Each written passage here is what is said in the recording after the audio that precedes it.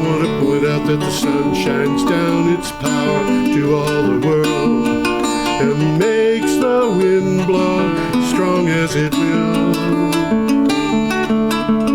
I want to hope gentle rains can fall upon the land, so lovely earth can stay lovely still. Hello, ladies and gentlemen. Welcome to the 493rd edition of Energy Week with George Harvey and Tom Fennell. And today we are recording this on the 13th of October, 2022, and we will start our show with news on October 6th. We are not doing this show in the studio because Tom likes to stay at home these days, but I have to because I got COVID, and I don't want to go exposing everybody. You got COVID? I did. Very, very mild case. It's like Thursday and Friday last week. I forgot everything I ever knew. But aside from that, I'm doing fine. Okay. You ready to go? Yeah, my work is scrolling, so I guess we could do it. Okay, good enough. Our first material is from a publication called The Oxford Student. And we have a picture here of solar panels. That's what it looks like. Sure does. What do you have for a title? Switching to renewable energy could save trillions. Yeah, switching. I'm going to say that again because that's very important. Switching to renewable energy could save trillions. You just think about trillions of dollars in terms of the population of Vermont. That would be millions of dollars per person. Lots of millions of dollars per. We could have quite a lot of fun with that. Yeah. Okay, switching from fossil fuel to renewable energy could save trillions, according to a report involving the University of Oxford. Furthermore, the faster we make the switch, the more money we will save. The faster we switch, the more money we will save. This study was published in the journal Joule, that is spelled Joule, in September. And this is the cheapest energy in history, and we're going to touch base on this again. Yeah, we are. This is where things. The world is getting into two conditions now simultaneously, and it's a little bit bewildering. But one way the world is coming out is frightening, and the other way the world is coming out is fun. So let's try to choose fun, okay? Mm-hmm.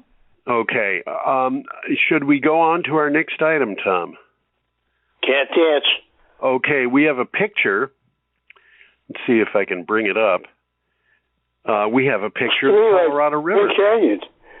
Yeah. Can you imagine walking across the desert and saying, water, water, and coming across this scene? It's like, how mean can nature be to have all that water down there? But nevertheless, here it is. This is from CNN. I'll bet you have a title for it. I do. California offers to cut 130 billion gallons a year to save the Colorado River. Expert says it's not enough. Yeah, a group of water agencies in California that consume the largest proportion of lower Colorado River water are offering to cut their usage in an effort to save the river basin voluntarily and stave off a larger crisis. One expert says it is not nearly enough. And I think I agree with him. Absolutely. Yeah. Do you have more on that? We could probably continue going. I think we'll continue going. I think we're going to come back to this subject anyhow. So. We are, and as a matter of fact, we're going to be talking about it next week because the federal government is starting to offer farmers and cities and things like that money to do voluntary cuts.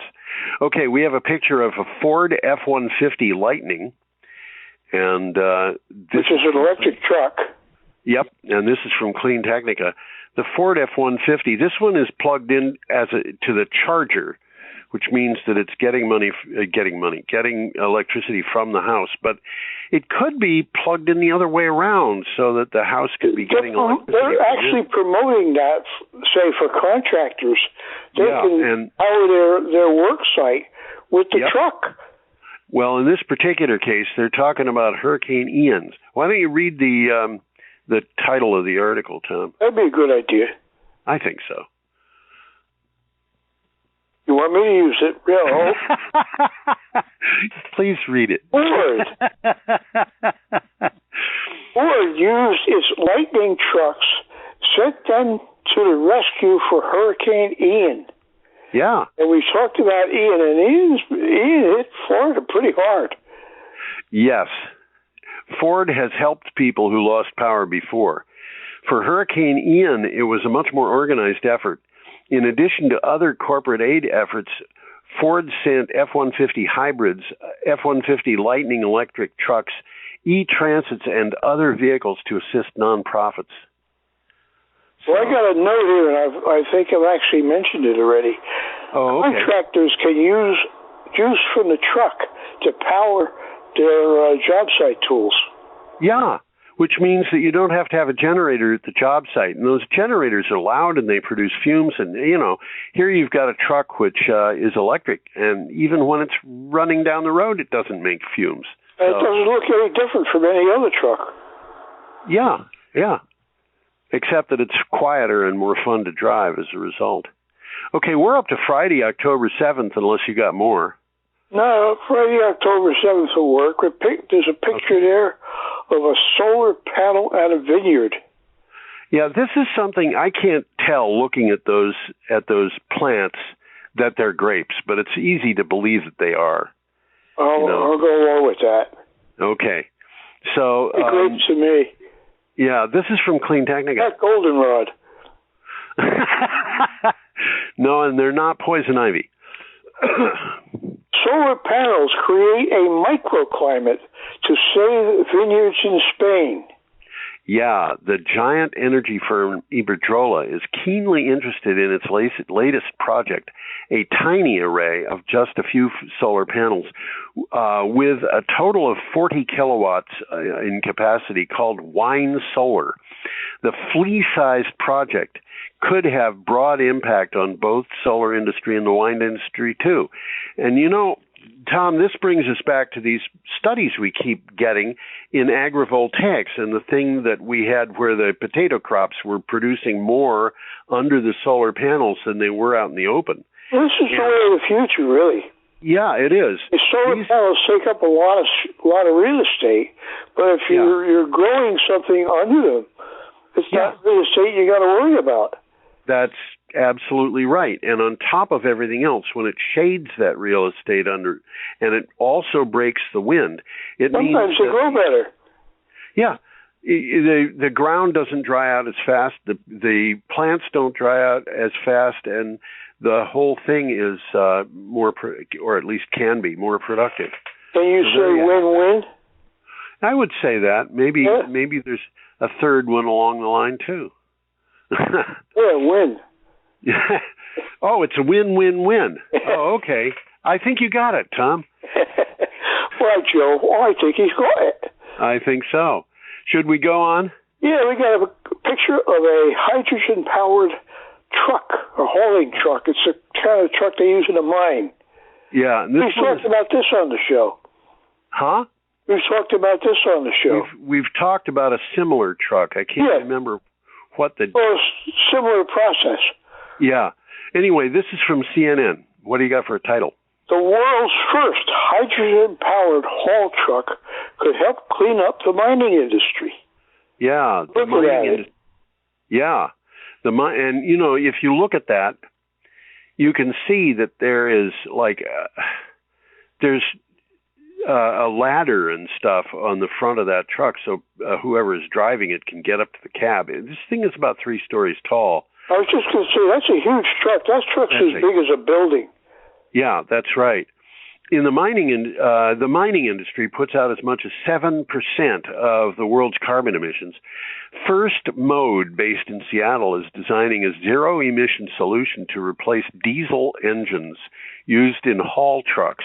The plan is to do this with hydrogen fuel cells. Now, this is a little different from the trucks that we saw before, because I think that was all electric, and this one uses hydrogens. And the point, I guess, is that people are making progress on this. So, well, I'll put it a different way. The times they are changing. I guess they are. Was there some guy who said that? I think, Tom, you said it. I think you're the one who always said it. Somebody said it before I did. I think you might be right.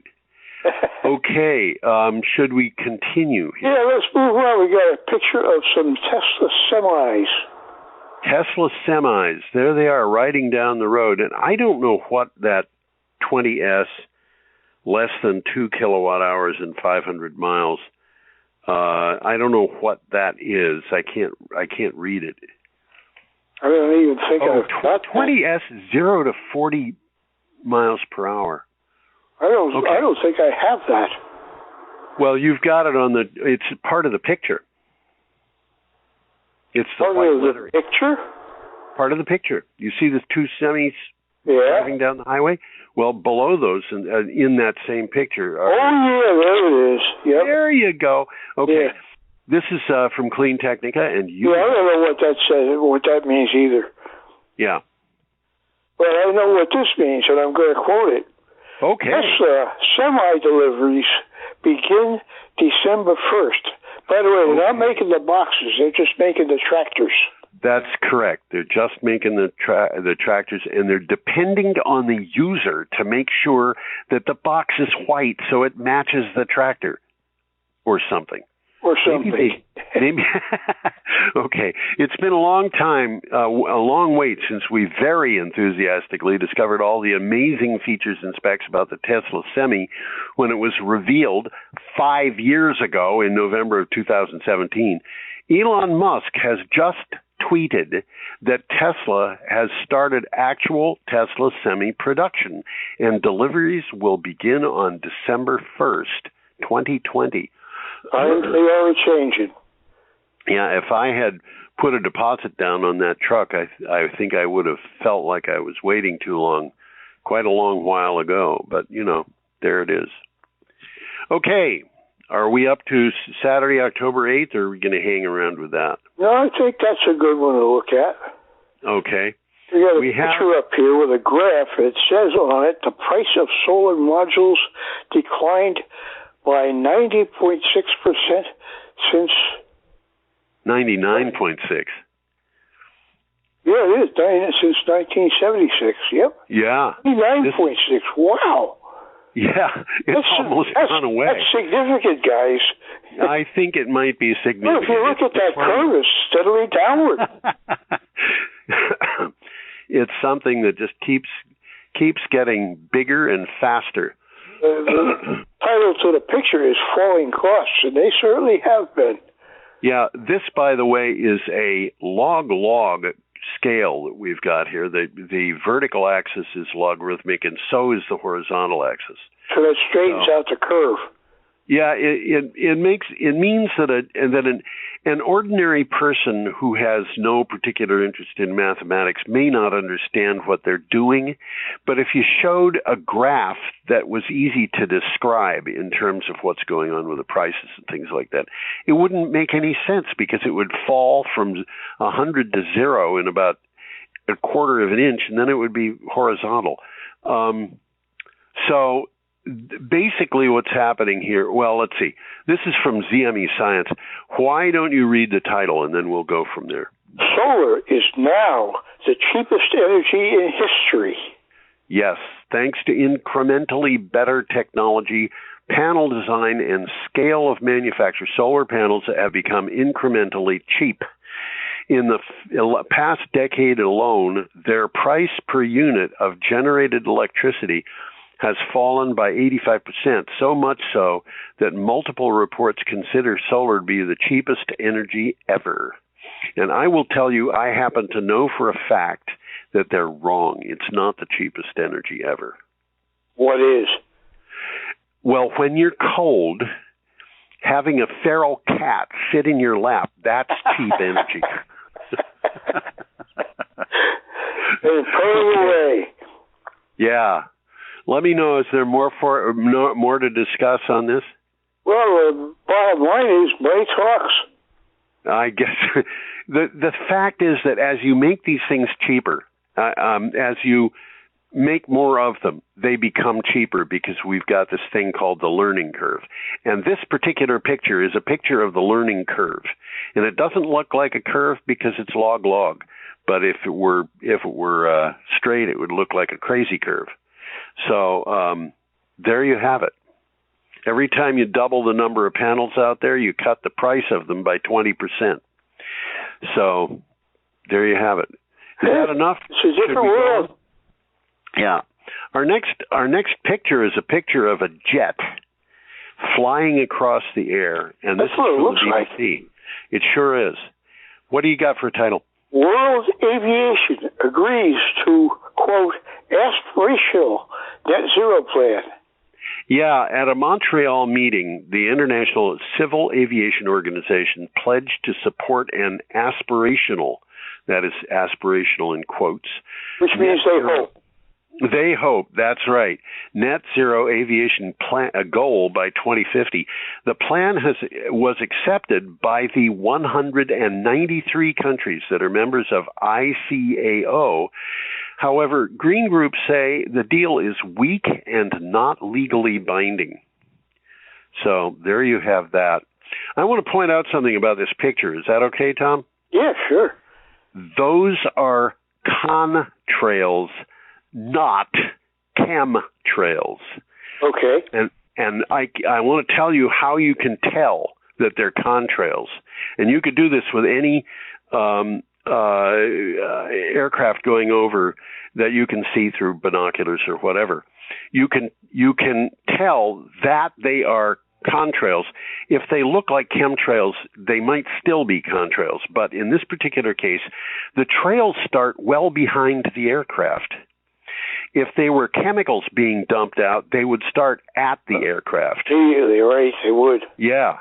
And what's happening is the exhaust of the aircraft, you've got fuel and it's being burned. And one of the products of combustion is water vapor. Water. Yeah. And what we're seeing there is water vapor. That's right. When it comes out of the engines, it's too hot to condense. Yep. But not far behind the plane, it gets cool enough to condense. And then it will turn first to water and then to ice. And it'll hang around as ice for as long as it possibly can. If the air is tolerably humid, it can hold on for hours. Interesting. So there you've got that. Okay, should we go on from there? Yep. Got another picture of a solar array. We do indeed, and that particular is from Encore Renewable Energy. And Encore, by the way, is getting a new name. Oh? Is that Renewable Energy Magazine? What's that? Is that Renewable Energy Magazine? Because that's where you lifted it. Renewable Energy Magazine. Encore Renewable Energy is in the title of the photograph. It's the company that made that particular. Oh, okay. Okay, so it's their picture, but it appeared in Renewable Energy Magazine. That is correct. It appeared in Renewable Energy Magazine. What do you got? Let me explain what it's all about. Oh, okay. Bucknell University celebrates installations of a 1.76 megawatt solar array. Yeah, that's not as big as the array we have here at Brattleboro. Why should we? No, it's not. It isn't. Yeah, but it's still pretty big. It's a good size one, but the one in Brattleboro is bigger than that. At least it looks bigger. It is bigger. It's 3 times as big. Bucknell University and Encore Renewable Energy of Burlington, Vermont have hosted a public dedication of their new 1.76 peak megawatt solar array developed by Encore Renewable Energy, which will move Bucknell closer to achieving its climate neutrality goals. By the way, Bucknell is in central Pennsylvania. Okay. And the array is situated across the street from a baseball diamond. Kind of looks like that, doesn't it? You can see that. Sure does. No bleachers, must be a practice diamond. Okay. It's something to do with the school, probably. I would bet that it does. And those let's move along here to Sunday, October 9th. Oh, I think we could do that. Yeah, okay. We got a picture. Are you ready for this? Scottish wind power. Wow. Okay, and this is from The Herald, which, by the way, is a Scottish publication. This is interesting. John Sweeney, to stress Scotland will not put up with nuclear power to make up for UK failures. Yeah. The reason why I pronounce his name Sweeney rather than Sweeney, is because my grandfather was John McSweeney, and that was how he spelled his name. Oh, really? Okay. Yeah. He was Irish, not Scottish, but the same. Yeah. Well, Irish, Scottish, they're pretty close.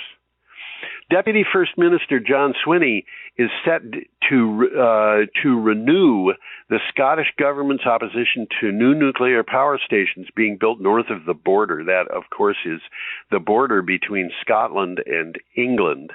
He will double down on his government's stance when he delivers his keynote speech to the Scottish National Party. So they're opposing nuclear, which makes sense. Nuclear doesn't make sense. Well, on top of everything else, Scotland is exporting. Scotland has got an enormous amount of renewable energy, and they're exporting. And they are exporting it. You're right. They got the North Sea there.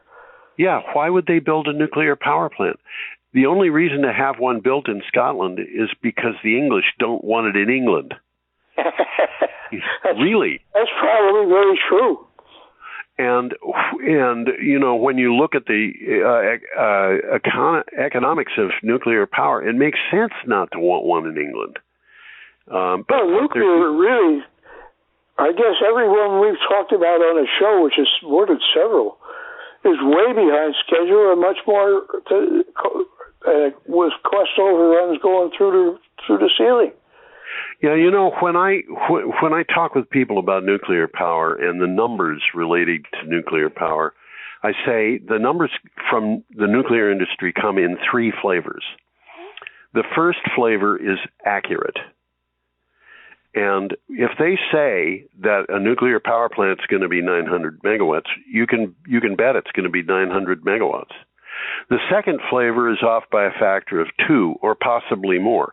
So, and it is excessively optimistic from their point of view.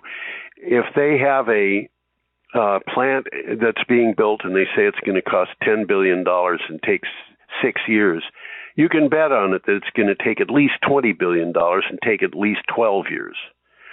The third way they come down with numbers is overly optimistic by an order of magnitude.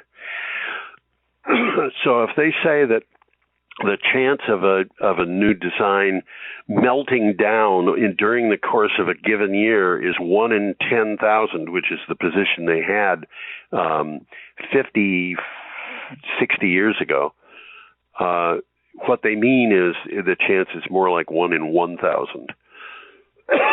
Pardon me. They have, if you look at the chances for all the nuclear power plants that have ever been built, we should have had one meltdown, and we haven't. We've had 11. So that's off by an order of magnitude.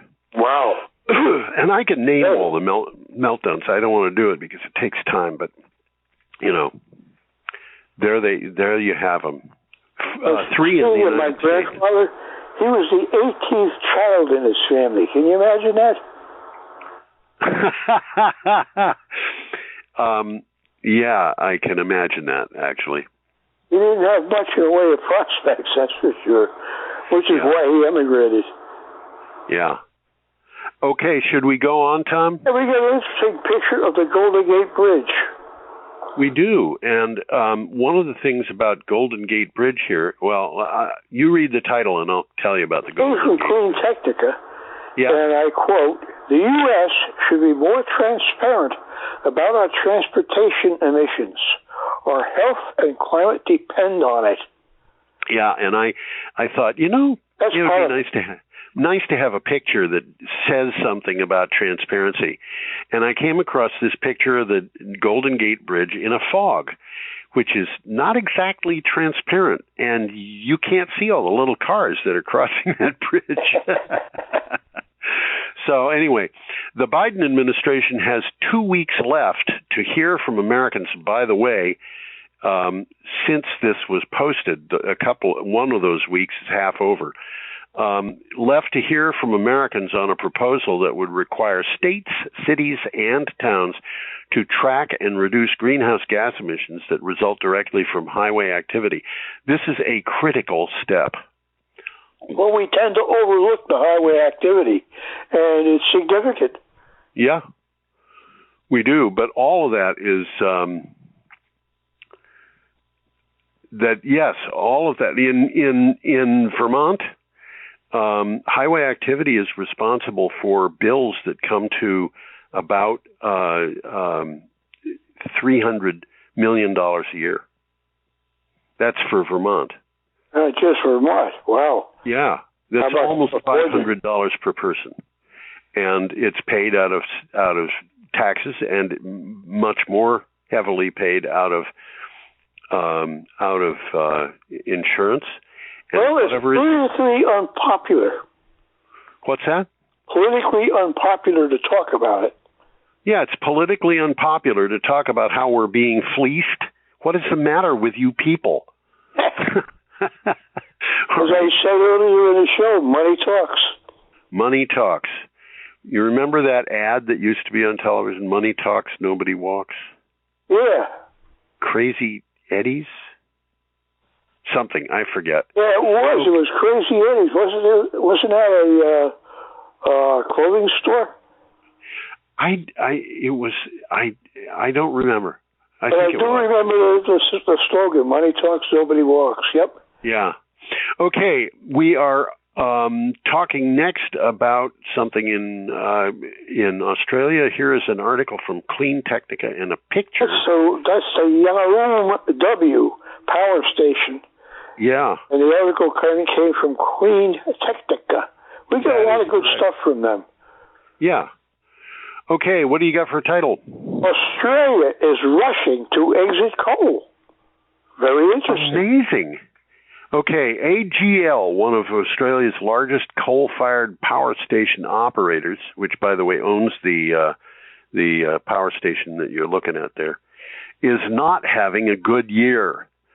It has fought off a hostile takeover effort and had to swallow the bitter pill of a failed demerger.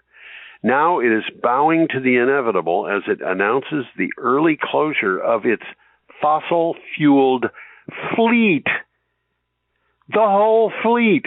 AGL will exit coal. They're going to do it over a period of years, though, and I don't have more information in front of me. Maybe you do, Tom. Well, AGL is an old company. It used to be known as Australian Gaslighting. For gaslighting people. Well, of course. How do you gaslight an Australian? By AGL. It reminds me a little bit of the joke, what is a parasite? I don't know. What? Parasite is a person who lives in Paris. Oh, okay. I haven't heard that one. Okay. That's mean. Okay. Do you have more? Well, nice picture of some solar panels. As a matter of fact, a lot of solar panels. We have a picture of a lot of solar panels. Let me put it up. The solar settlement. There it is. What's that? A solar settlement. This is a solar settlement in Germany. That's correct. And this article comes from Clean Technica. So this is real. This is, that's real. This concept. This is a real place. That is a place in Germany. That is correct. Yeah. What do you got for resilience? Invest locally in community solar, rooftop solar, heat pumps, and EVs. Yep. Fortunately for those of us who don't live in Babcock Ranch, and we're going to have to mention why we're talking about Babcock Ranch in case anyone... We talked about it last week. We did indeed. The resiliency created there is possible across the country, and I want to add there, that means just about anywhere.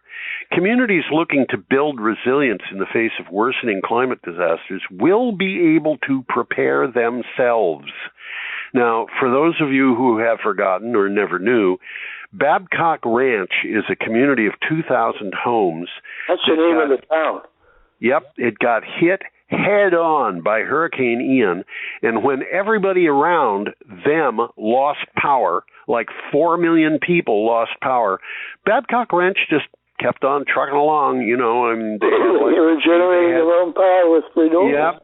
They had the internet, they had their water running, they didn't have to boil water, everything was set.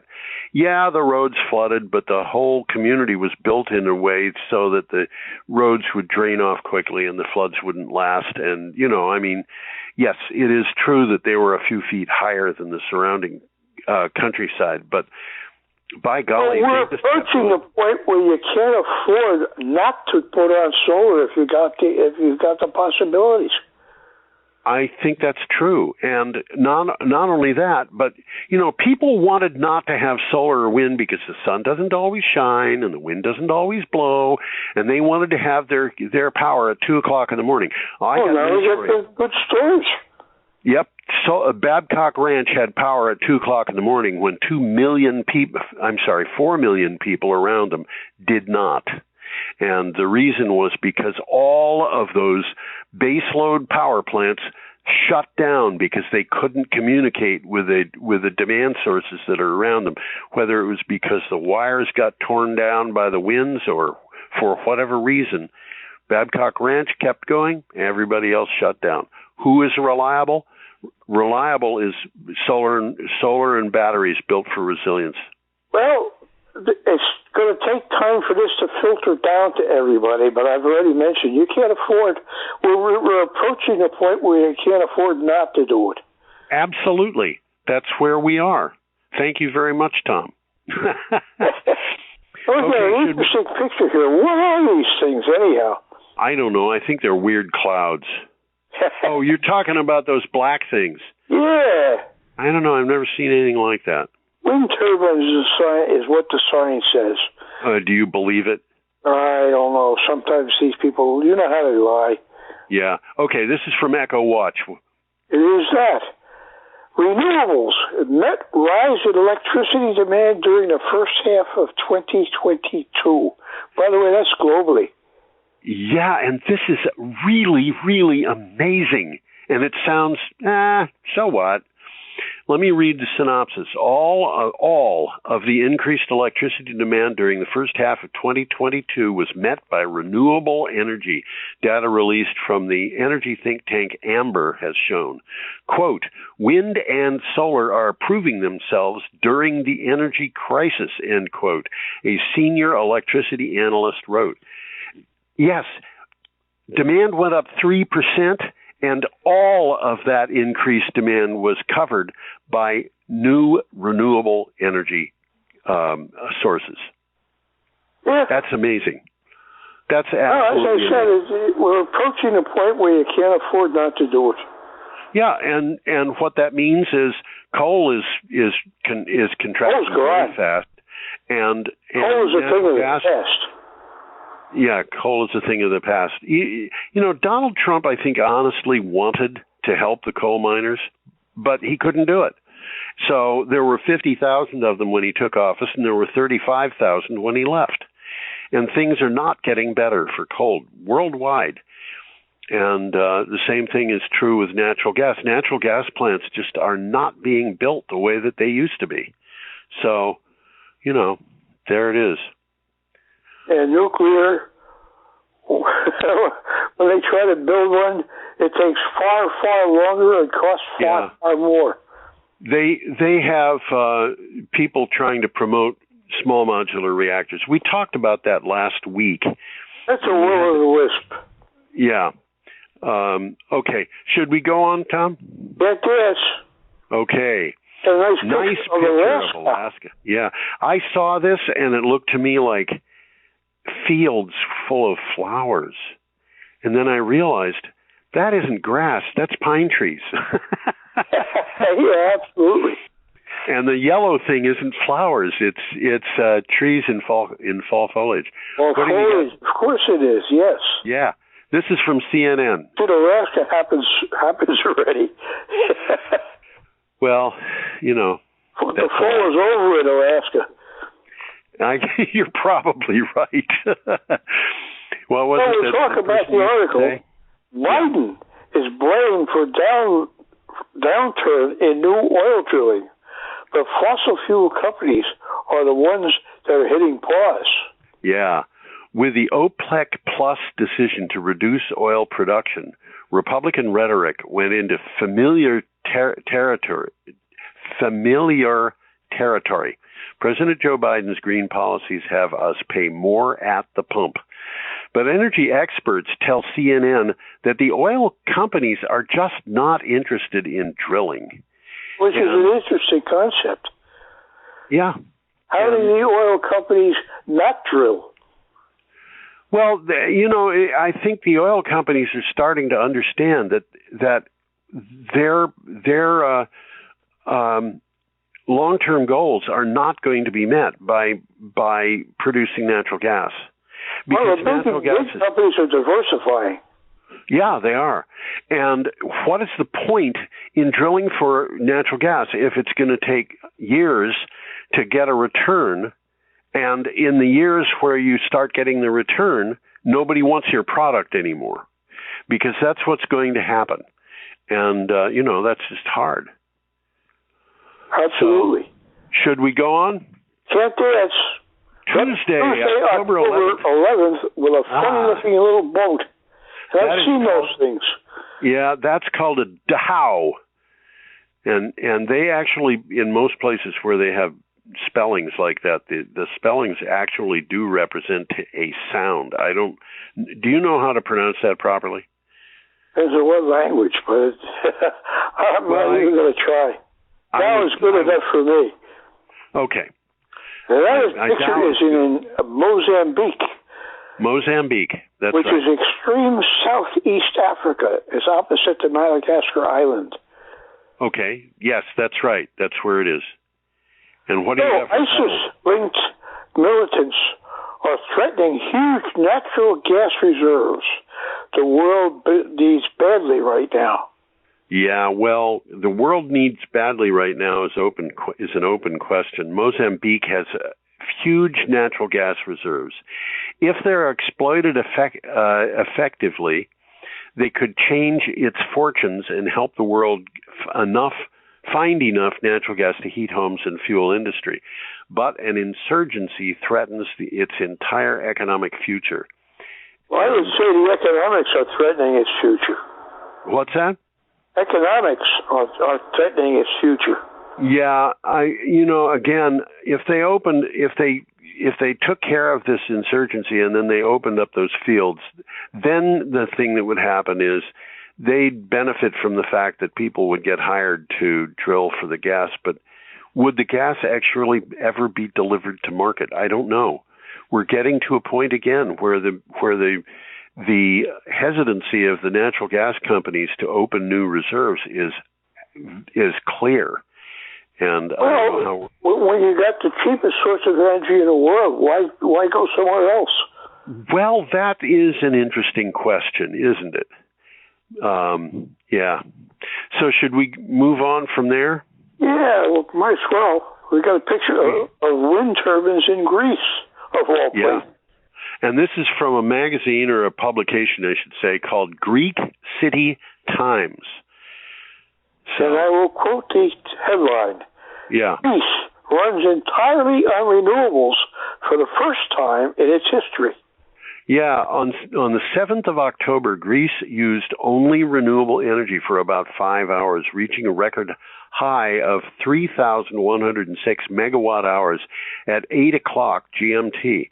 It was the first time in Greek power systems history that 100% of the demand was met by renewable energy sources, and this is according to an IPTO report. And the IPTO in this case, I think, is the Greek power system. That's exactly what it is. It's called the Independent Transmission Operator. Yeah. It's the owner and operator of the Greek electricity transmission system. Yeah, and I think this means just the transmission system on the mainland. They've got hundreds of islands, and I think most of those islands produce their own electricity. I'd be surprised if they didn't. Yeah. I mean, seriously. Yeah, absolutely. So should we move on from there, or do you have more? I do have one thing more, and that is 3,000 years ago, that mountaintop that we're looking at probably would have been forested. Greece had forests, and the forests were removed for fuel. Oh, is that so?